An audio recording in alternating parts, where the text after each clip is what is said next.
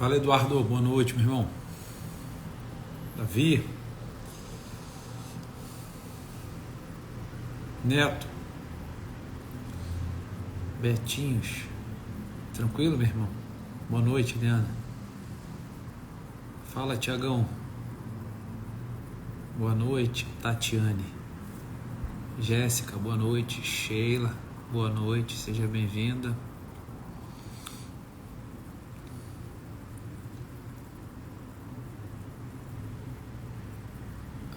Boa noite. É o quê? Quem é aqui? Me perdi.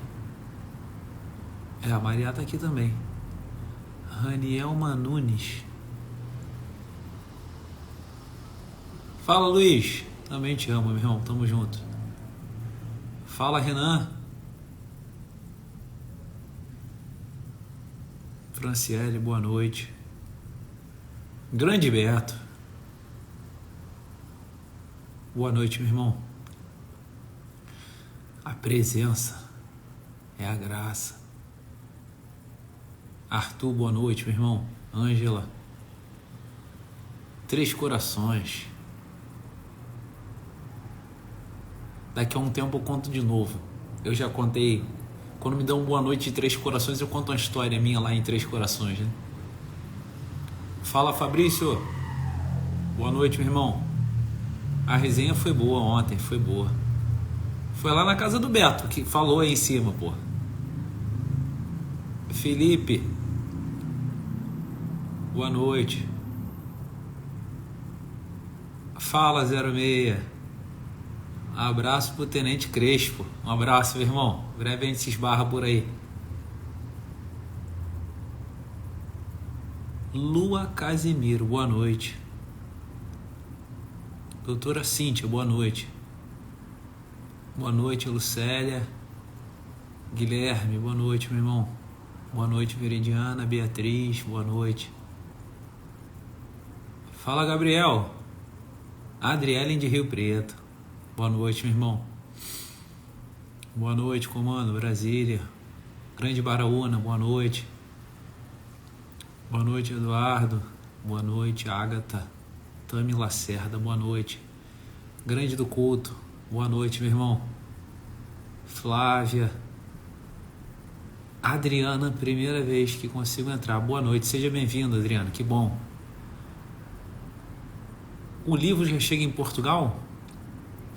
Eu mandei uma pergunta hoje lá pro pessoal, porque um rapaz me pediu da França também, eu não sei como é que funciona isso não. Tem que ver. Dom Pedro Henrique Batalha, boa noite. Giovana, boa noite, Castanhal, Pará. Fala, Vitor. Pô, Vitor, tu me pede toda semana pra falar sobre isso, né? Nome e vocação, né? Eu já falei uma live sobre isso um pouquinho, cara. Quando a gente escolhe um nome, o que acontece, né? Quais são os primeiros acontecimentos pós-escolha do nome, né? Eu falei uma live sobre isso já, pô. Só não tenho a mínima ideia em qual foi. Se alguém souber, ajuda o Vitor aí. Bruno de Salvador, seja bem-vindo. Ideia. Fala, Jorjão. Saudade tua, meu irmão. Te encontrar naquele pátio lá. Boa noite, Alba. Boa noite, Érica. Reginaldo, que bom que estão gostando do livro. Boa noite, Roberta. Fala, Fernando. Depois de amanhã a gente se vê, né? Na aula aí. Flávia. Boa noite. Daqui a pouco o livro chega, né?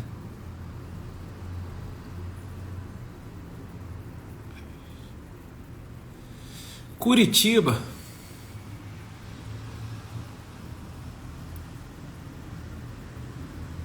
Garanhuns, Pernambuco, seja bem-vindo, meu irmão. Simão. Acabamos de ver a live sobre a missa. Que maravilha, aquela live é boa, né? É importante pra caramba. Rafael Valente, boa noite, meu irmão. Porra, olha aí, ó. Casa Ré. Ouvi boas histórias do Casa Ré ontem. Obrigado, meu irmão, por partilhar com a gente aquelas histórias lá. São aqueles momentos que a gente estava falando, né? Que o nosso peito se enche de esperança, né? Para travar nossas batalhas. Daqui a pouco o livro chega. Boa noite, Luciana. Roberta, boa noite.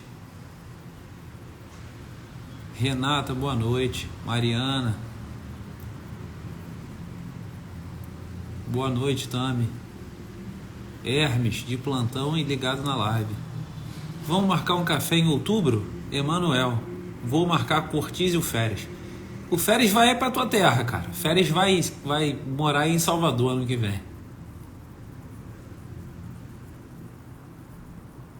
Diego, boa noite, meu irmão. Bernardo. Rafaela. Foi a Rafaela hoje que eu repostei aí, né? Com o esposo lavando o carro com a criançada, não é isso?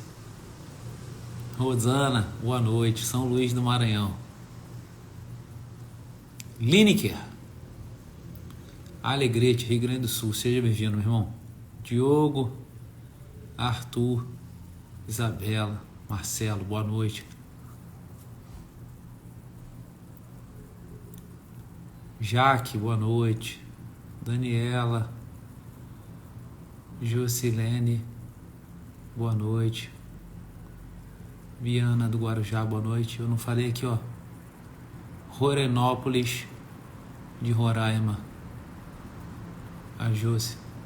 Poliana. E a comunidade? Pô, tá aí, a gente pode falar sobre a comunidade, hein? Pode escrever, hein? Eu sou meio ruinzão dessas paradas assim, né? De divulgação e tal. Vocês ficam perdidão, né? Tá aí, a gente vai falar um pouquinho sobre a comunidade. Eu ia falar sobre outra coisa. A gente vai tentar lançar a comunidade essa semana, dia 5, né? Dia de Santa Teresa de Calcutá.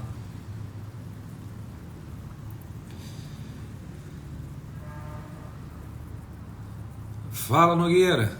Preciso de ajuda em rotina.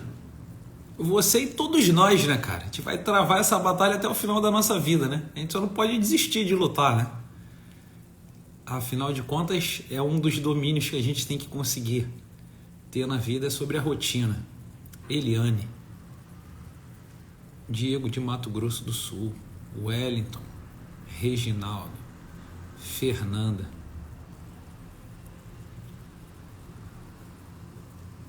Bom, 9h11. Pô, gente pra caraca falando boa noite aqui, pessoal.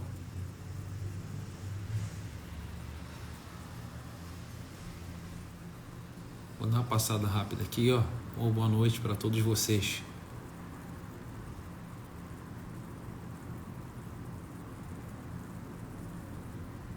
Caraca, eu sou lentão, tá ligado? Pra ir passando aqui e conseguir falar com todo mundo.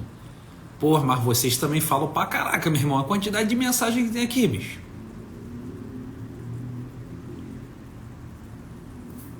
Bom. Vamos lá.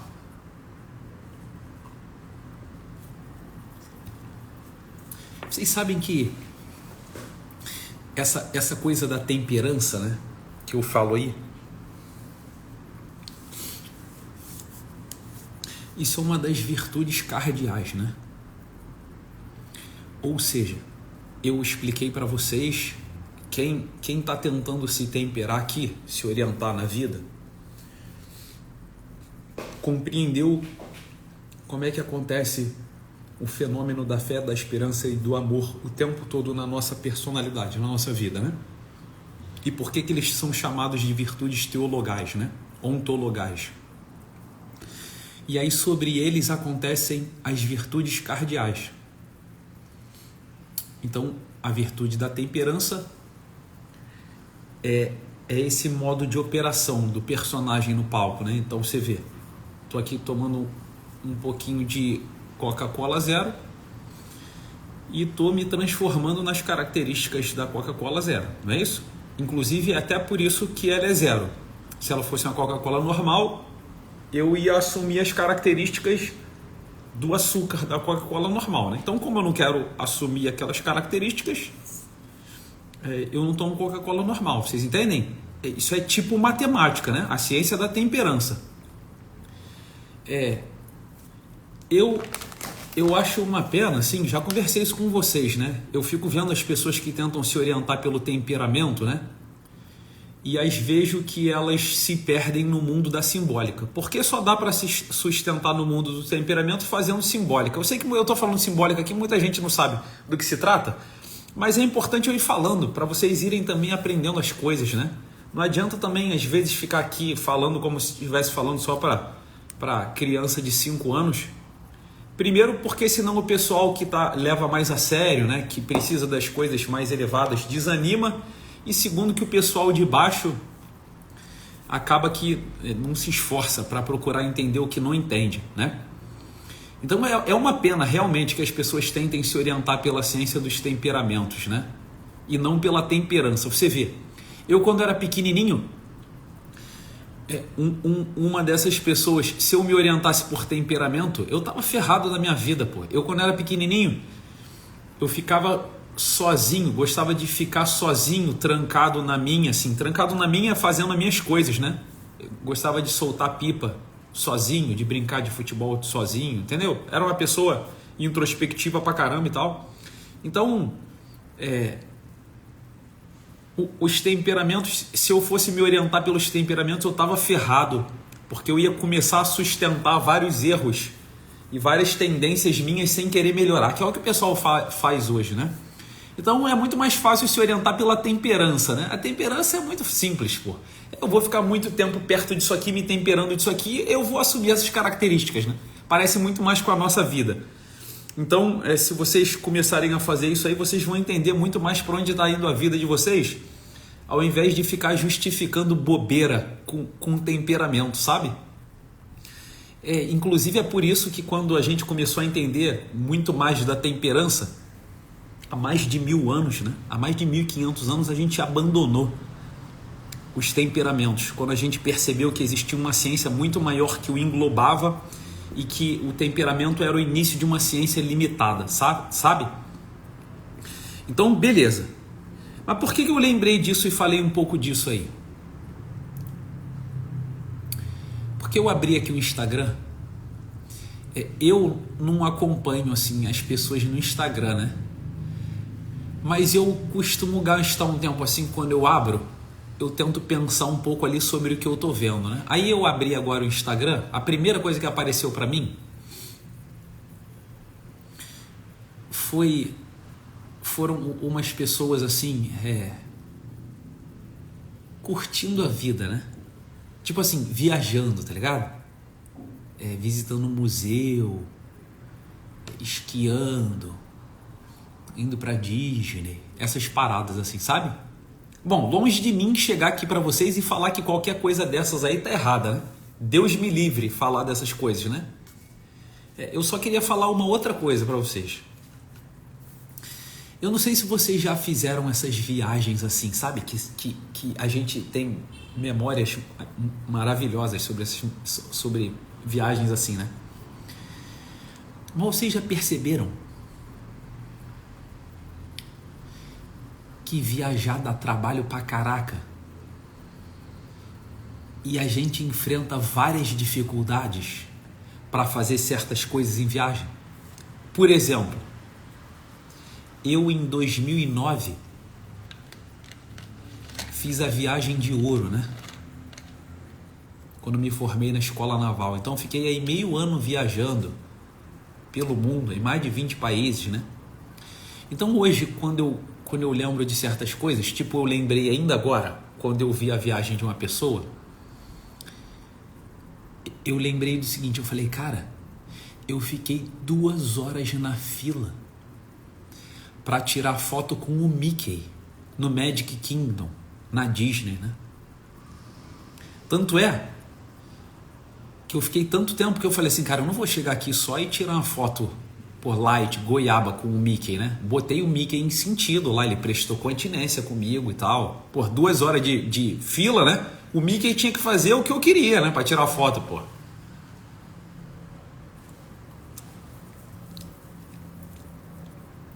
E por que eu tô falando isso pra vocês? Porque as pessoas que se temperam de si tipo essas, assim, que falam assim para você. Por exemplo, hoje aqui, se eu perguntar para a Maria tá aqui na live, né? O amor da minha vida. A gente nem sabe quantas vezes as crianças todas vomitaram hoje. Não sei se foi 8 vezes, 9 vezes. Mas certamente hoje eu passei aí mais de 1 hora. Depois do terço, a gente reza o terço aqui, nossa família, 18h30, né? Depois do terço, todo mundo vomitou aqui várias vezes, né? Em tudo quanto é lugar, pô. Aí você vê. Eu fico pensando assim, né? Tem gente que olha assim para essas coisas normais da vida e fala assim, caraca, filho dá trabalho pra caraca, meu irmão. Tem gente que fala isso, né? Aí eu tava pensando aqui, quando eu vi essa foto da Disney, eu pensei que, meu irmão, o tempo que eu esperei na fila para tirar foto com o Mickey não deu o tempo que eu passei hoje todo cuidando de todos os filhos, né? 2 horas de fila. Então você vê que quando as pessoas falam assim, ó, dá trabalho fazer certas coisas, o argumento delas não é esse. Elas só não entendem nada da vida, tá ligado? É por isso que elas usam essa palavra. Dá trabalho ter filho. O que ela quer dizer é o seguinte, olha só. Eu prefiro gastar tempo comigo mesmo, pô. Eu vou me sacrificar também na vida. Você vai se sacrificar por um filho. Eu vou me sacrificar na vida 2 horas na fila para tirar foto com o Mickey, pô. Mas ela vai se sacrificar. Só que, por que ela tem dificuldade de sacrificar por um filho quando ele aparece? Mas ela não se incomoda de se sacrificar ali pelo Mickey. Porque ela é tipo os meus filhos de 3 anos, 4 anos, 5 anos. Ela é extremamente egoísta, né? Como é que as crianças vêm ao mundo? Generosonas, assim, ó. A fim de assumir as responsabilidades da casa. Filho é assim? Ou quando ele tá brincando é difícil tirar da brincadeira, né? Então, tipo assim, ó. Eu tenho o cara de 28 anos que tá lá na Disney tirando foto com o Mickey. Eu falo pra ele, meu irmão, tu tem 28 anos, cara. Vem cá, pô. Vamos levar a vida a sério. Cuidar de uma pessoa, se dedicar a alguém, pô. Aí o cara, não, cara, isso aí dá muito trabalho, pô. Só que ele tá 2 horas na fila do Mickey. Vocês entendem? O problema dele não é o trabalho, porque ele tá enfrentando as dificuldades da vida dele. É igual o meu filho de 3 anos, pô. Ele só é egoísta pra caraca. Por quê? Porque ele passou muito tempo se temperando de si, pô. Ó, eu atendo uma porção de gente que casa mais velho, né? Cara, quem casa mais velho tem uma dificuldade do caraca dentro de casa. O cara casa com 35 anos. Aí ele saiu de casa, às vezes, com 20 e poucos anos, foi morar sozinho. O que já é um pouco melhor, né? Tem gente que sai 35 anos morando com os pais, pô. Pessoal, imagina uma pessoa que vive 15 anos sozinha dentro de uma casa, fazendo só as suas vontades, assim, ó, não tem nenhuma voz que fale assim, ó, pô, tem como você não fazer agora exatamente o que você quer e me ajudar? Eu falei, cara, não tem ninguém, pô. Então vocês entendem como as pessoas vivem numa prisão de si? Você vê, ó, o último vômito que eu limpei hoje, eu renovei, durante tudo que eu fiz hoje, essas coisas, eu renovei várias vezes a minha vocação de pai e de esposo, pô. De um homem que dá a vida dentro de uma casa. Várias vezes, pô. O filho vomitava, aí eu olhava pro vômito e falava assim para Nosso Senhor, meu Deus, eu quero fazer isso, pô. Isso aqui é minha vocação, você entende?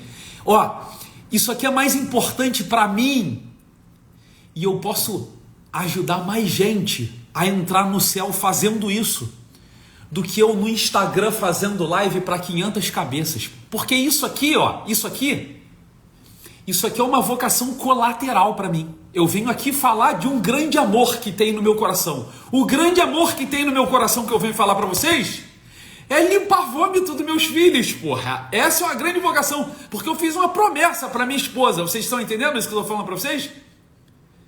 Quem que tem que ficar no Instagram fazendo live o dia inteiro e fazendo curso, indo pelo mundo, caramba, sou eu. Eu falei, não, porra, é o religioso que falou assim, ó, eu não vou casar. Mas eu não vou casar, já que eu não vou casar, eu também não vou viver uma vidinha de merda na fila da Disney e mais velho carregando cachorro em carrinho de criança, entendeu? Eu não vou casar, mas eu também vou dar vida por outras pessoas, por uma comunidade, entenderam? Então, eu vou dar vida pela comunidade, pô, eu vou ser um sacerdote, então eu posso ir pelo mundo inteiro, eu posso viajar o Brasil inteiro, pô, então vocês têm que entender, eu fico triste pra caraca, quando um cara vem assim, porra, Diego, vem aqui em Fortaleza, vem aqui em Salvador, dá uma palestra pra gente. Aí eu falo pro cara, pô, não dá, cara. Não dá, meu irmão. Não dá, pô. Aí o cara fica puto, acha que eu tô de má vontade.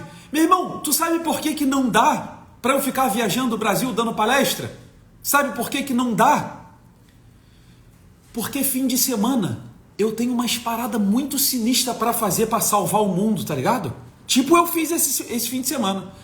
Cortar a unha dos meus filhos, limpar vômito, ir à missa, rezar o terço com as crianças e rezar para um filho mais novo hoje, a começar a rezar o terço, aí para minha filhinha Maria Helena, né, que estava rezando a primeira vez, tá tentando aprender Ave Maria, você entende?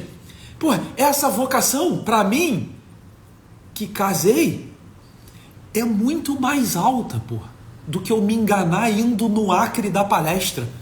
Vocês estão entendendo isso que eu estou falando para vocês, pô?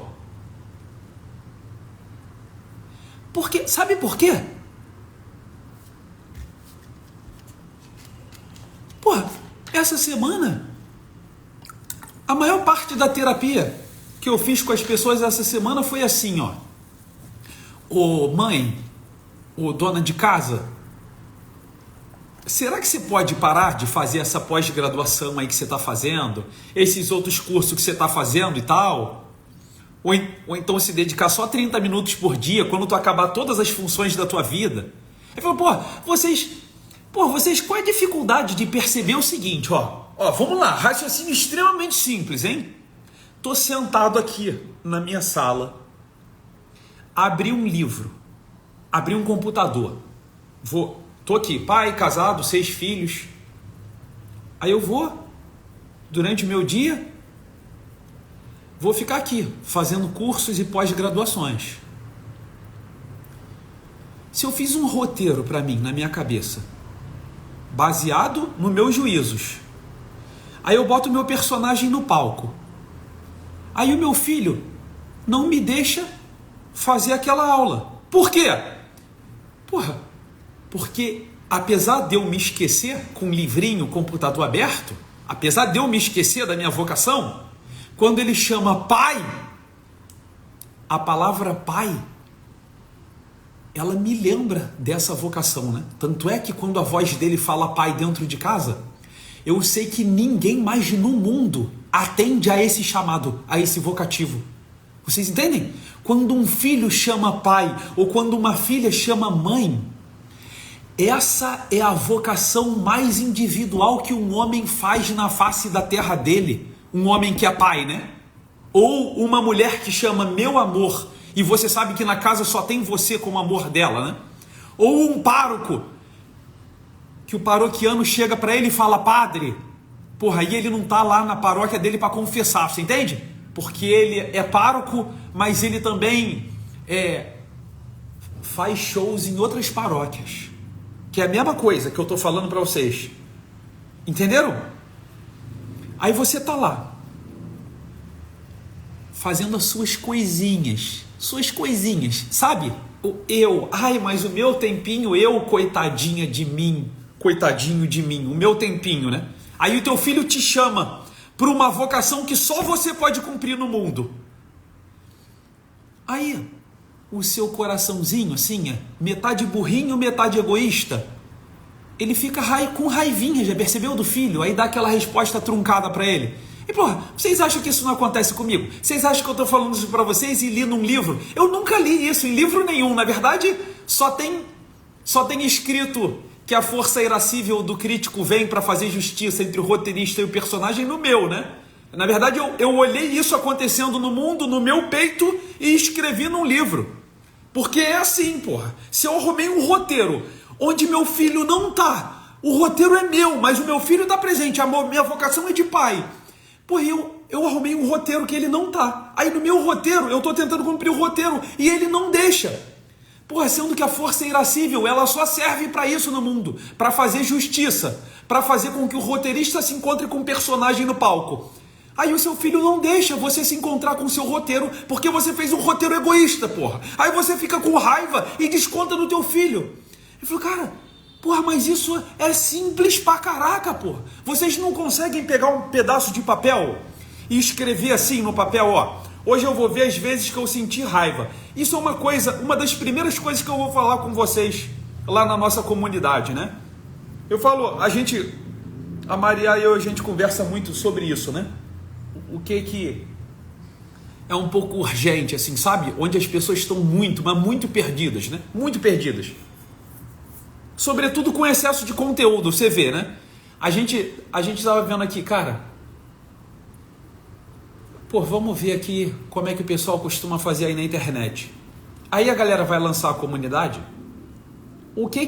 ou você vai vender um curso, o que usualmente acontece? Sabe o que usualmente acontece? O cara fala assim, caraca, meu irmão, se o André vai entrar numa comunidade, para eu querer vender para o André, eu vou mostrar para ele que tem 100 cursos lá dentro da comunidade. Aí ele vai entrar, ele vai ficar olhudão, tá ligado? Caraca, meu irmão, o cara vai cobrar R$ 29,90 só numa comunidade e tem 100 cursos lá dentro. Aí ele entra na comunidade. Porra, quando ele entra na comunidade, aí a nossa vocação, que é de dominar o mundo, né? De ter o mundo nas nossas mãos, de vencer as nossas batalhas, de cumprir nosso roteiro. O cara entra na comunidade e se sentem como vocês se sentem, como vocês chegam na terapia e como eu também me sentiria, porra. Caraca, meu irmão, eu não vou dar conta disso aqui. Porra, meu irmão, vocês assinaram uma comunidade que no primeiro minuto derrotou vocês e vocês nunca vão fazer aquilo, porra. Vocês entendem como é que as coisas acontecem? Então a gente vai fazer o contrário. A gente vai botar uma aula e vai encher o saco de vocês até aquela aula estar impregnada na cabeça de vocês. Se bobear, eu ainda não tenho certeza disso, mas se bobear, eu ainda vou dar sumiço na aula. Ainda vou dar sumiço. Para vocês entrarem lá e falei, porra, meu irmão, eu não tô levando a sério. Porra, chorei, perdi o conteúdo. Pois é, meu irmão. Mete o pé, porra. Mete o pé. Eu não preciso do dinheiro de vocês. Eu quero o coração de vocês. Se eu tiver o coração de vocês, vocês podem ficar do meu lado. O dinheiro não precisa, pô. R$29,90. Vocês entendem o que eu tô falando para vocês? Então vocês veem. Pô, até isso na cabeça de vocês é desorientado. Eu lembro até hoje, né? Quando eu comecei o Coffee com o professor Olavo de Carvalho, lá em 2008, 2007... eu comecei lá no comecinho, né? Então, tipo assim, mas eu não comecei da aula 1, não. Eu comecei, tipo, da aula 8. Só que da aula 8, meu irmão, as primeiras aulas tinham 3 horas de aula. Aí eu falei assim, caraca, meu irmão, como naquela época eu era solteiro, eu pegava meu treinamento físico e começava, na época ainda não era das forças especiais, já era fuzileiro, mas queria ser das forças especiais, então eu ficava fazendo meu treinamento físico e ouvindo o professor Olavo direto, até chegar na aula que ele estava. A partir do momento que eu cheguei na aula que ele estava, eu falei, cara, nunca mais eu desgarro desse velho. Aí eu fui assistindo tudo junto. Só que eu conheci várias pessoas e hoje vocês sabem que é assim. O cara fala assim, caraca, eu vou conhecer o professor Olavo de Carvalho, aí assina o Coffee. Meu irmão, o cara entra lá, tem 600 e tantas aulas, porra. O cara não vai fazer 10. Por que o cara não vai fazer 10? Por causa da personalidade humana, porque a gente nasceu para dominar o mundo e não para ser dominado por ele, porra. Então quando a gente começa a perceber que o roteiro é grande demais pra gente, a gente começa a abandonar o roteiro. É por isso que quando eu vejo um jovem, às vezes recém-convertido, aí ele fala assim, ó, caraca, eu sou recém-convertido, eu vou começar a rezar agora, porra, igual o Santo Afonso de Ligório na quaresma, né? Tá escrito lá, né? Prática do amor a nosso Senhor Jesus Cristo. Na quaresma, ele aumentava de 7 horas para 8 horas diárias de oração. Aí eu olho para esse cara, aí eu falo assim, meu irmão, O roteiro que esse cara tá fazendo para a vida dele, meu irmão, é um roteiro de derrota certa. Você vê, né? Vocês já perceberam uma coisa interessante que eu tento fazer aqui? Quando eu ensino uma coisa para vocês, eu fico tentando mostrar para vocês como é que ela acontece na personalidade, né? Sempre falando as mesmas coisas. A presença, o domínio, as três pessoas. A presença, o domínio, as três pessoas. Enquanto vocês não conseguirem fazer isso, vocês vão continuar dependendo de ordens das pessoas.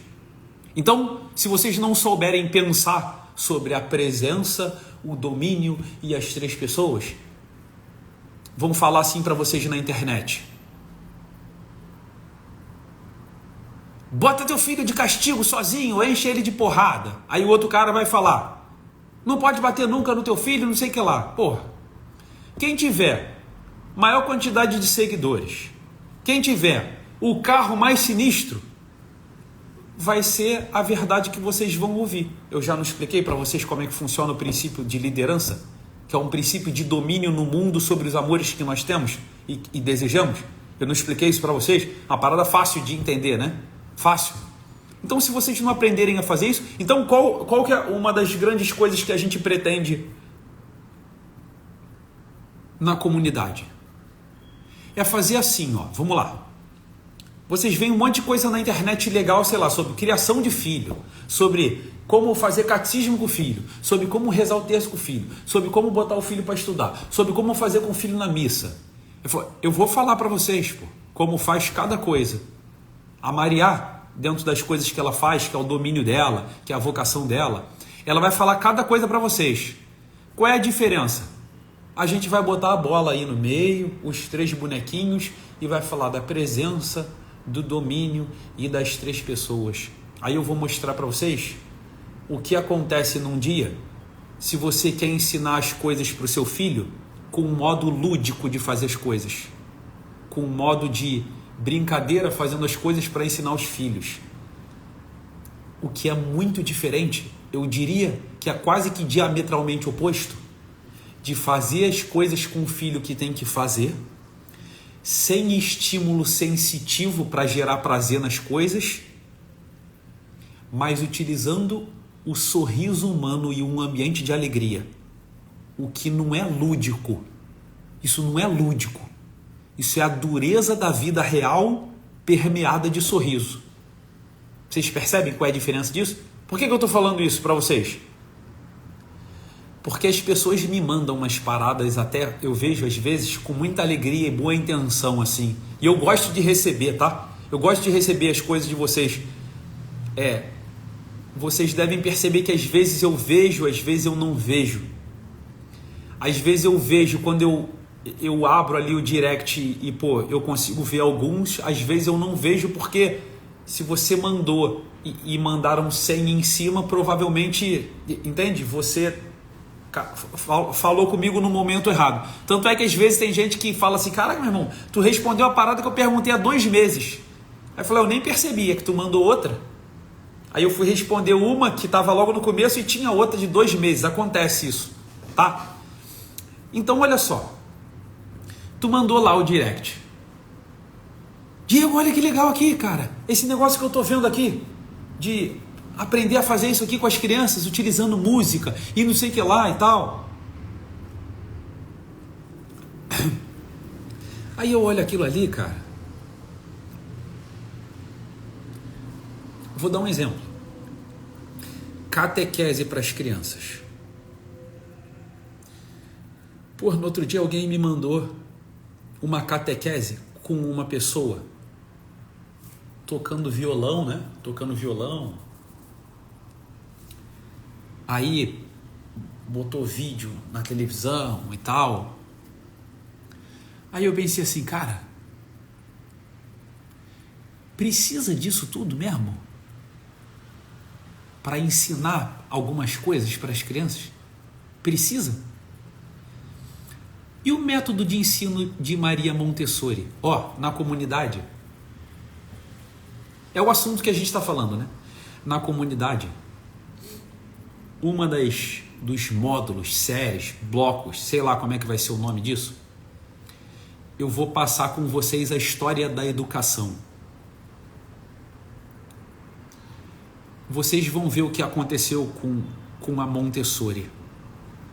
Ela errou, né? Ela errou. O princípio da educação que as crianças querem, ela diz que é autonomia, né? Não é autonomia.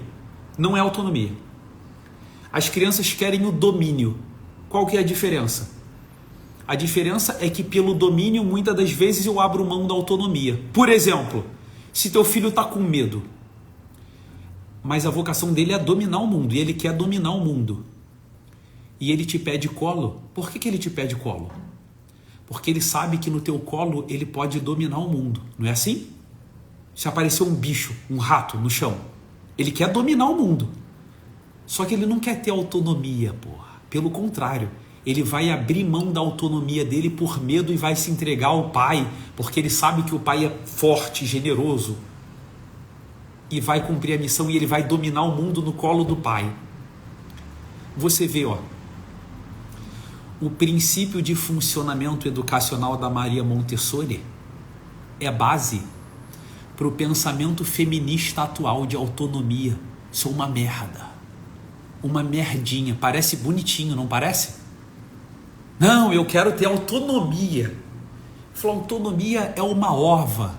Quando você tiver câncer com metástase, quando você perder um filho, quando a vida estiver indo embora, você estiver diante da morte, você vai ver se você vai querer autonomia ou se você vai querer um colo forte e bondoso de um pai que vence a morte. Vocês entendem que Maria Montessori errou miseravelmente porque a gente não foi criado para ter autonomia. A gente não foi criado para ser o autor do mundo, autós, autônomo. A gente não foi criado. A gente foi criado para olhar para o autor do mundo, cumprir a nossa vocação com autoria nas pequenas coisas da nossa jogada no tabuleiro, e quando eu perder a jogada, eu não vou querer mais autonomia, porra. O princípio de funcionamento educacional da Maria Montessori, ela é base para o feminismo, e ela também é base para o que Antônio Gramsci, vocês conhecem da ciência política, né, que orienta a base de muito pensamento de esquerda, né? O que um Estado de esquerda faz com o povo para que ele domine o povo? O que ele faz? Ele mexe com a autonomia do povo, né? Se o povo não tem segurança, se o povo não tem dinheiro, o povo não tem comida, o que o povo quer? O povo quer o colo de um pai. Se o povo é simples e tem religião, acontece como acontecia quando eu morava na África. Eles se entregam para um pai bondoso que pode vencer a morte, né? Eles se entregam para um pai bondoso que diante de uma multidão com fome pega poucos pães e peixes e alimenta uma multidão, né? Mas se o Estado tira a religião antes de tirar a autonomia, se ele ensina que a religião é o ópio do povo e tira a religião antes de tirar a autonomia, quando ele tira a autonomia, tu não tem religião, porra. Então você vai pro colo do Leviatã, do Hobbes, não é isso? Então finalmente a gente tem um povo como crianças de 3 anos, burrinhas, indefesas e frágeis, que não tem um pai bondoso para ir pro colo. Então ele vai para um colo do Estado. Aí fica essa babaquice que tem aqui no Brasil, né? De nego ficar discutindo Bolsonaro, Lula. Falou, cara, quem está discutindo essas paradas já tem uma doença grave. É isso mesmo. O coração de vocês está entregue na mão de um homenzinho, porra. Vocês percebem por que a gente faz isso? Pessoal, entendam. Ó, em uma live eu falei assim para vocês aí. O olho, ele foi feito para olhar imagem.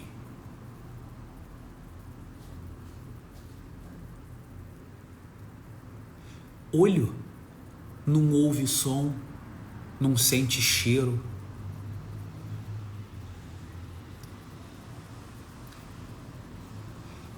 O seu olho, ele vai olhar a imagem quando você abrir os olhos, quer você queira, quer você não queira. Quando Santo Agostinho escreveu nas Confissões assim, ó: fizeste-nos para ti, Senhor, e o nosso coração não vai descansar nunca enquanto não te encontrar. Porra, se vocês não conhecerem um coração de um pai que consegue vencer a fome, consegue vencer a lepra, consegue vencer a cegueira, consegue vencer a tempestade, consegue vencer a morte, porra, vocês vão entregar o coração de vocês pro Lula e pro Bolsonaro, porra. Porque o nosso coração, ele foi feito para um Deus.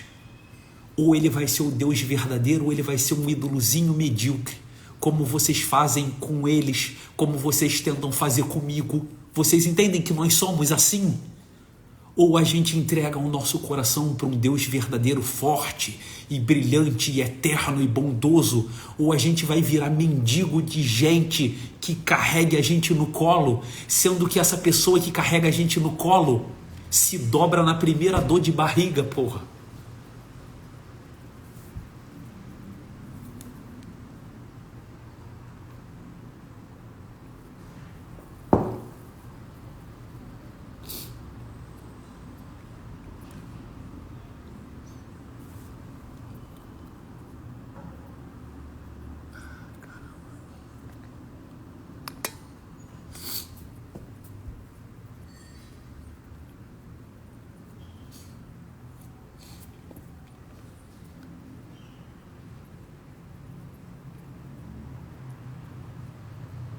Ó, mais um. Bloquear.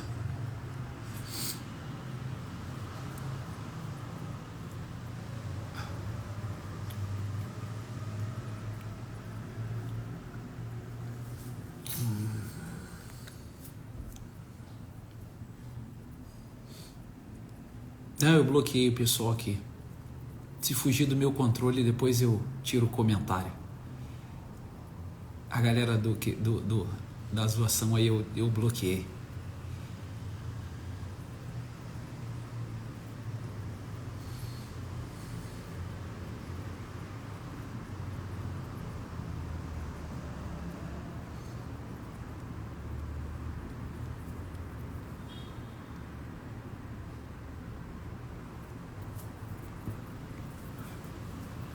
Então vocês veem como nós somos, né?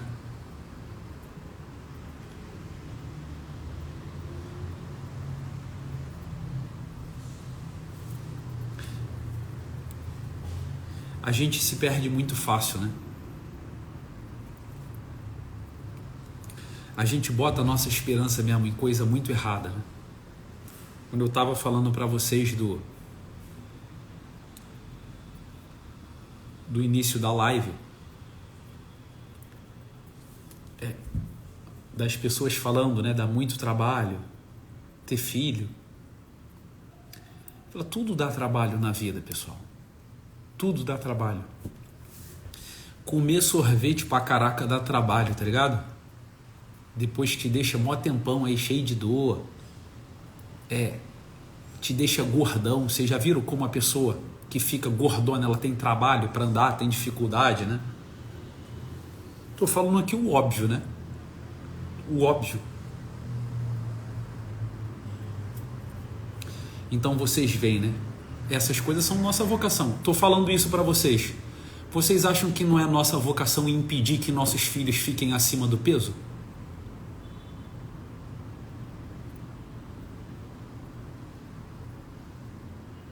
Isso é obrigação de um pai, não é obrigação de um pai?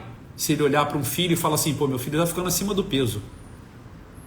A gente olha, a gente não fala na hora, né? Porque, obviamente, não se faz isso, né? É por isso que eu falo para vocês, que aqui é minha terapia, pô. Isso aqui é minha terapia. Quando eu vejo pais com um filho gordinho, eu queria, com todo respeito, poder dar uma surra nele, você entende? Só que eu não vou fazer isso, né? Então, na hora a gente cumprimenta, beija e faz isso mesmo. É o que tem que fazer. Aí depois eu falo assim, pô, meu irmão, eu tenho que despejar isso na live, tá ligado? É por isso que às vezes eu chego meio alterado aqui, entendeu? Isso aqui é minha terapia, pô. Vocês são tipo meus terapeutas, entendeu? Mas a gente sabe que é assim, né? Se a gente tentar ficar sendo muito bonzinho com os outros e não falar as coisas assim que a gente vê como verdade, né? A gente acaba ficando alterado mesmo, sabe? A gente acaba daqui a pouco falando o contrário. Você entende? Não tem aí... Ó, existe um teste muito eficaz para quem trabalha nas empresas no setor de recursos humanos, né? No setor de pessoal. Que é um teste de personalidade no seguinte sentido. Tu pega ali umas 5 pessoas, aí umas 4 são da tua equipe e uma tu vai avaliar, né? O cara. Aí tu bota lá 3 palitos, 2 do mesmo tamanho e um palito maior, né? Aí tu vai fazer o teste de perguntar para a pessoa qual é o maior palito que ela tá vendo. O cara que tá ali, que tá tentando buscar o emprego, ele olha assim, aí ele fala assim, pô, que teste bobo e idiota, né? Pô, é óbvio que o palito 3 é o maior palito. Ele tem o dobro do tamanho do palito 1 e o 2, né? Aí, os caras contratados, os 4 caras que já são da empresa, eles vão lá, vai lá, o número 1. Aí o cara fala assim, qual é o maior palito? Aí, o maior palito é o número 1. Aí tu, que tá ali, vendo que é o 3, tu fala assim, caraca, meu irmão, caraca, esse cara já perdeu pra mim no emprego, o cara não sabe nem que o outro palito é maior. Aí o segundo cara fala, qual é o palito maior? Agora, 1. Qual é o palito maior? 1. Aí tu tá vendo com teus olhos que o palito 3 é muito maior quando chega na tua vez. Aí te perguntam assim, qual é o palito maior? Aí tu fala, palito 1. Esses somos nós, né? Vocês sabem, eu tô contando isso para vocês aqui, para falar um pouco de personalidade, mas vocês sabem onde eu vou repetir essa história para vocês? Eu vou repetir essa história para vocês quando eu ensinar para vocês filosofia política e eu disser para vocês quando que a autoridade de uma pessoa passou na história do mundo para a autoridade do povo, para a autoridade de várias pessoas. De onde vem o ditado popular, a voz do povo é a voz de Deus, né? Isso é uma parte trágica da história, né? Uma parte trágica. E eu vou mostrar isso para vocês e vocês vão perceber que depois, quando tiraram a consciência das pessoas, dos seres humanos, da verdade e da moralidade da Igreja Católica, quando tiraram isso da mão da Igreja, sobretudo depois das reformas protestantes, né, que foram diminuindo a importância e o poder central do Papa, não é isso? Quando isso foi se esvaziando, a gente quis que a autoridade não ficasse na mão de uma pessoa, né, que na verdade representava a autoridade de uma instituição que tinha religião, né? Que era a própria religião. Aí a gente joga para a autoridade do povo. Aí hoje que a gente tá vendo que deu merda, né? A autoridade tá na mão do povo, que dá merda, né? Vocês já perceberam, não perceberam? Que a democracia, como disse Aristóteles há 2000 anos atrás, mais de 2000 anos, né? 2.300 anos. Como disse Aristóteles, a democracia ela acaba virando, em algum momento ela vai acabar cambando para a tirania, né? Porque a democracia ela já é uma perversão, não é isso? É que aqui no Brasil, quando tu fala isso, como as pessoas têm uma imaginação muito empobrecida, elas só têm tipo assim, ó, o 0 ou 1. Se não é democracia, se o cara tá falando mal da democracia, ele é um tirano. Porque ela sabe papo de nada, assim, de política, ciência política, entende? Aí hoje, a gente percebendo que a autoridade está na mão do povo é uma bosta, né? Aí o que a gente está fazendo com o mundo? A gente está entregando toda a autoridade no mundo na mão de uma instituição mundial, novamente, que é a ONU. Então a gente só tirou da mão da Igreja Católica e do Papa, né? E está entregando agora para a ONU, que obviamente deve ser muito mais moral e muito mais bondosa do que a Igreja Católica, né? Putz, meu irmão, a gente é muito sinistro, cara. A gente é muito maneiro, meu irmão.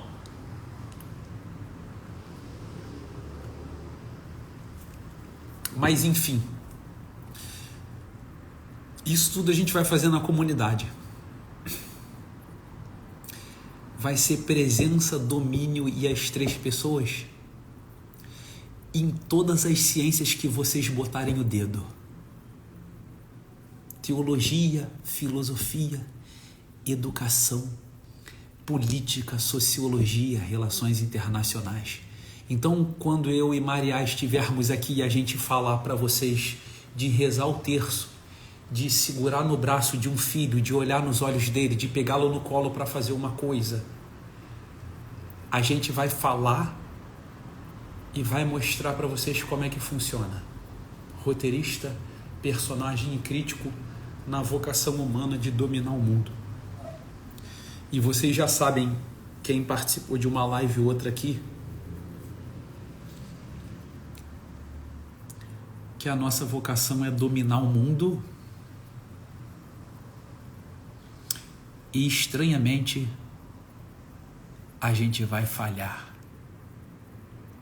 Só que quando a gente falhar,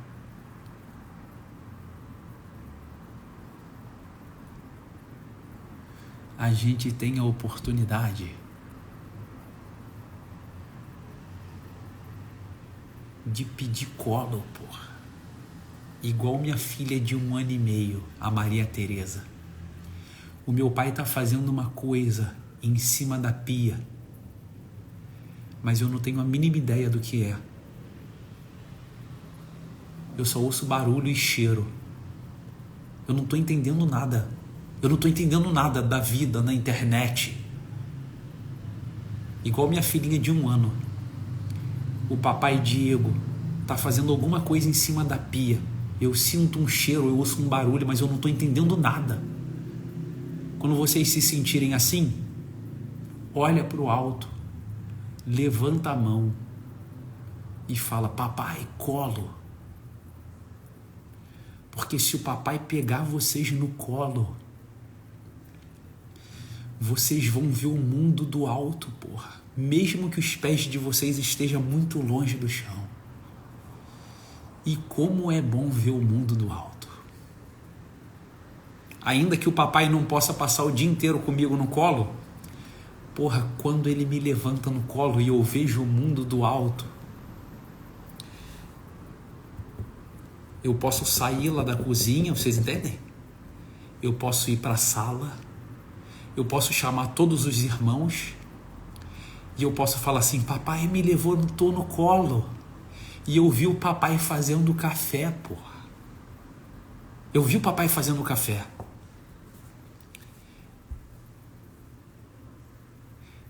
Eu só estou tentando fazer isso com vocês. Pedir colo por não entender quase nada. Olhar o que eu tenho para olhar. O domínio, a graça, as 3 pessoas, a presença. E descer do colo, sair da cozinha, vir aqui, ligar o celular e falar para vocês sobre o gosto do café que eu só pude tomar e olhar e sentir o cheiro por causa do papai. No fundo, eu tô aqui repetindo para vocês o tempo todo